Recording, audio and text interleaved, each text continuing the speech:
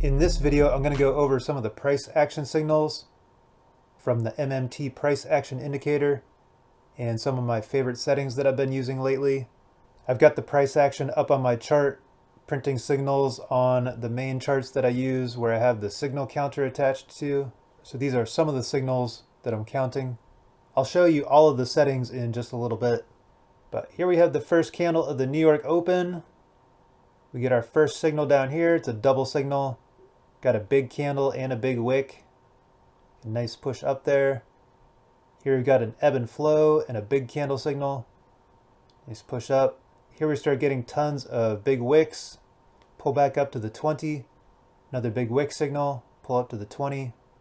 Big candle signal. Push up to the 20. Triple signal. Pull back up to the 20. Got 3 big wick candles in a row down here. That ends up being the bottom for a while. Push back up to the upper Bollinger Band. Start getting some big candles and an ebb and flow. Pull back to the lower Bollinger Band.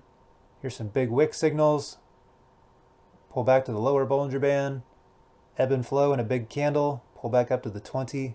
Here's a wickless candle signal, represented by the gold arrow here. Pop back up to the upper Bollinger.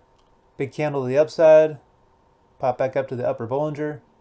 Here's an ebb and flow and a big candle to the downside. Then we have a nice drop lower. Here we start building up some price action signals. Pop back up to the upper Bollinger Band. And now it's 1 o'clock, way past when I am usually trading. So these are very basic price action signals, but I've got special filter options on this indicator that make regular price action signals even more reliable. So let me show you the settings. These are all default settings. I've got all the different price action signals clicked on. Ebb and flow, the big candles, the big wicks, the wickless candle. And then there's 3 different sets of filters. I'm not using the Bollinger filter. I'm not using the RSI filter. I'm just using the stochastic filter. I've got the stochastic filter applied to all 4 signals. Got an overbought of 80, oversold of 20 with the default stochastic settings. And that's it. This is one of the many indicators that I'm using on my main chart where I apply the signal counter to count all of these different signals.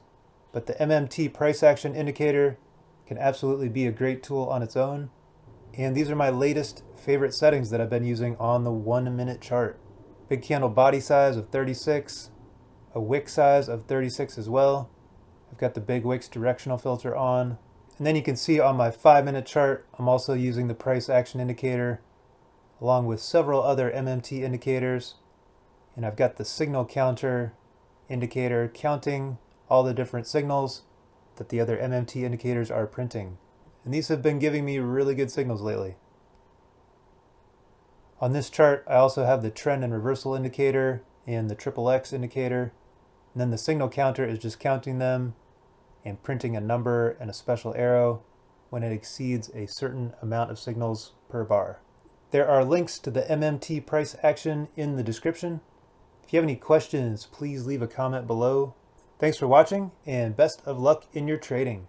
I also have stopped promoting day traders, not because of any bad experiences really, but it doesn't sound like they're ever going to offer NinjaTrader or Tradeify, and I really just like having everything in one platform, and I do not like their web-based platform.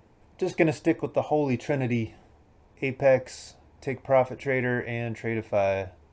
They've been the best for me, and I can use them all together on NinjaTrader and do the copy trading across all 3 different prop firms. So just going to stick with those 3.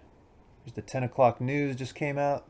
See what happens. Let the market work itself out here for a minute.